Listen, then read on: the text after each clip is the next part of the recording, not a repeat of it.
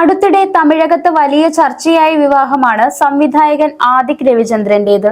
മലയാളികളുടെ പ്രിയപ്പെട്ട തെന്നിന്ത്യൻ താരം പ്രഭുവിന്റെ മകൾ ഐശ്വര്യയാണ് ആദിക് രവിചന്ദ്രൻ ജീവിത സഖിയാക്കിയത്.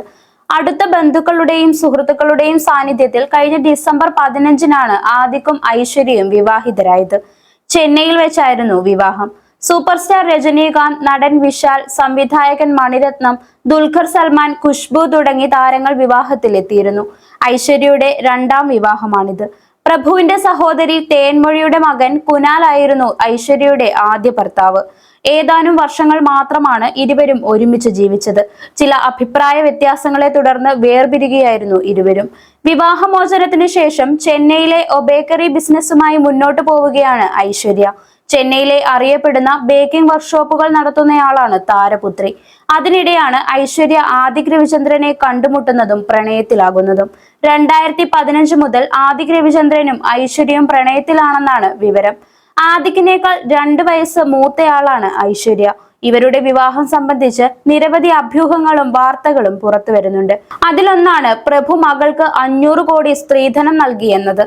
തമിഴ് സിനിമാ ജേർണലിസ്റ്റ് ചെയ്യാർ ബാലുവാണ് ഒരു വീഡിയോയിൽ ഇത്തരമൊരു പ്രസ്താവന നടത്തിയത്. മകളുടെ രണ്ടാം വിവാഹമായതിനാൽ ലളിതമായി നടത്താനാണ് പ്രഭു കരുതിയത്. പണ്ട് സംഭവിച്ച കാര്യങ്ങൾ വീണ്ടും ചർച്ചയാകാതിരിക്കുക എന്ന ലക്ഷ്യവും ഇതിന് പിന്നിലുണ്ടായിരുന്നു. എന്നാൽ ആദിക് അത് സമ്മതിച്ചില്ലെന്നും അതിനാൽ വിവാഹം ഗ്രാൻഡായി നടത്തിയെന്നും ചെയ്യാർ ബാലു പറയുകയുണ്ടായി.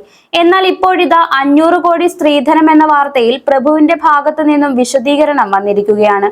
മറ്റൊരു ജേർണലിസ്റ്റായ സബിത ജോസഫാണ് മറ്റൊരു ചാനലിൽ ഇക്കാര്യം പറഞ്ഞത്.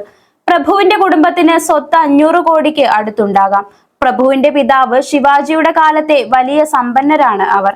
എന്നാൽ അതിനനുസരിച്ച് കുടുംബത്തിൽ ചില സ്വത്ത് തർക്കവുമുണ്ട്. 500 കോടി സ്ത്രീധനം എന്നൊക്കെ പറയുമ്പോൾ എല്ലാ കാര്യങ്ങളും മാറിമറിയും. ശരിക്കും താൻ വിവാഹത്തിന് ഒന്നും കൊടുത്തിട്ടില്ല, ബാക്കിയെല്ലാം വാസ്തവമില്ലാത്ത അഭ്യൂഹങ്ങളാണ് എന്നാണ് ഈ വാർത്തയോട് പ്രഭു പ്രതികരിച്ചതെന്നാണ് സബിത ജോസഫ് പറയുന്നത്. നേരത്തെ 1 കോടി രൂപയും ഒരു ആഡംബര ബംഗ്ലാവും ഒപ്പം സ്വർണവും സ്ത്രീധനമായി പ്രഭു നൽകിയതായും ചില റിപ്പോർട്ടുകൾ പ്രചരിച്ചിരുന്നു. ഇതിലും വ്യക്തത വന്നിരിക്കുകയാണിപ്പോൾ. എന്നാൽ പ്രഭുവോ മറ്റു കുടുംബാംഗങ്ങളോ ഈ വിഷയത്തിൽ മാധ്യമങ്ങളോട് നേരിട്ട് പ്രതികരിക്കാൻ തയ്യാറായിട്ടില്ല. അതേസമയം കരിയറിൽ മികച്ച ഘട്ടത്തിലൂടെ കടന്നു പോകുമ്പോഴാണ് ആദിക്കിന്റെ വിവാഹം. ആദിക് സംവിധാനം ചെയ്ത മാർക്ക് ആന്റണി 100 കോടി നേടി വലിയ വിജയമായി മാറിയിരുന്നു. നടൻ വിശാലിന്റെ വമ്പൻ തിരിച്ചുവരവായി മാറിയ ചിത്രത്തിൽ SJ സൂര്യയും തന്റെ പ്രകടനം കൊണ്ട് ഞെട്ടിച്ചിരുന്നു.